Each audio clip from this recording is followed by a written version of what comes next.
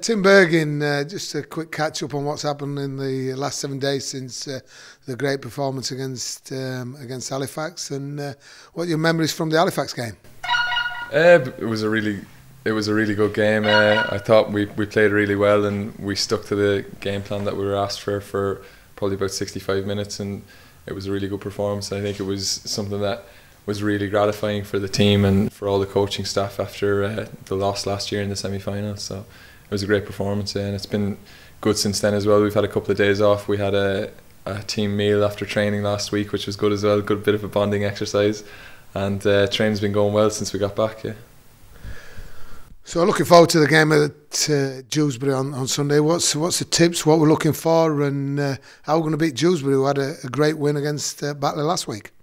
Yeah, I think it's the preparation that we've been doing is, like always, it's targeted towards what Dewsbury are going to throw at us, and we've looked at what they've done against Batley and what they do in what's quite a tight pitch at Dewsbury. So there's areas that we're going to target that we've been going through this week and working with Mark on that. So I think we'll be very well prepared anyway for what Dewsbury are going to throw at us.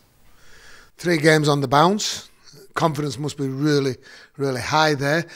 2 away fixtures now, which obviously we spoke about against Dewsbury, followed up by Batley before you get a weekend off. What's the tip going into the games?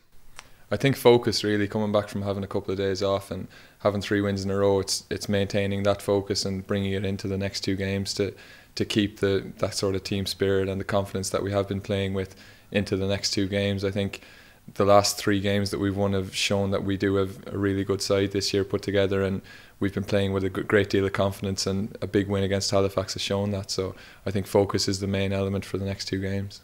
Obviously, Tim, in the last month or so, you've been doing a little bit of work for the club in and around the place, looking at the marketing. How we're going to drive the crowds forward, and what's your plan for marketing for the next few weeks? I think one of the main issues with Sheffield Eagles within Sheffield is the lack of awareness about what we're doing, really. And I think one of the main issues with increasing attendance at Sheffield Eagles at Bramall Lane, which is a fantastic stadium, is really letting people know what we're doing within Sheffield. And one of the big issues with that is that we've done such good work within the club, and there's a huge amount of ongoing work, and telling people what's going on really is the next step towards driving attendances and showing people what a great product Sheffield Eagles Rugby League really is. There's a little rumour going around the city, something about splashing water about on the game against Lee on the 15th of May. Can you give us a bit of an insight into that? I think that's a must-see for any new fan or somebody who's interested in coming to a Sheffield Eagles game.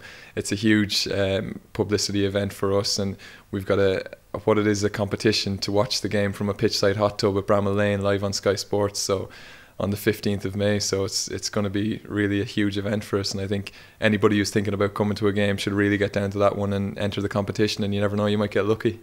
So Tim, who's going to be in the hot tub with the winners? Is it yourself? Rumours it was Mark Aston. I don't know. I'm not sure. We'll have to wait and see. That'll be a massive draw. Right, you've had a week off. Mark, how's training going?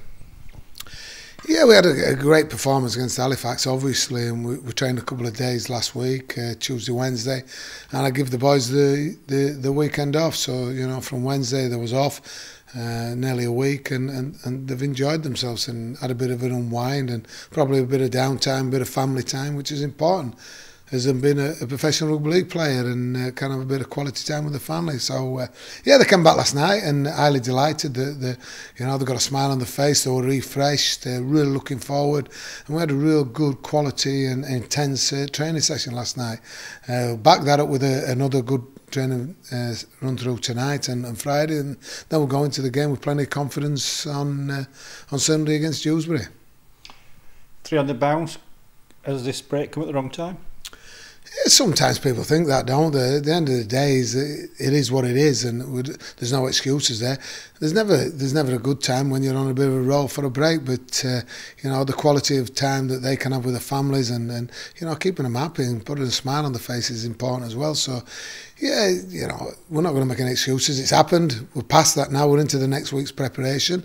We're looking forward to the game on Sunday against Dewsbury. away, and obviously I went to their game. When people ask me, what did you do last weekend? What do you think I did? Saturday I was watching the reserves, Sunday morning I was watching some of the scholars, and Sunday afternoon I was watching Dewsbury and Batley, so it's no weekend off for me. The guys might have been away, but I wasn't.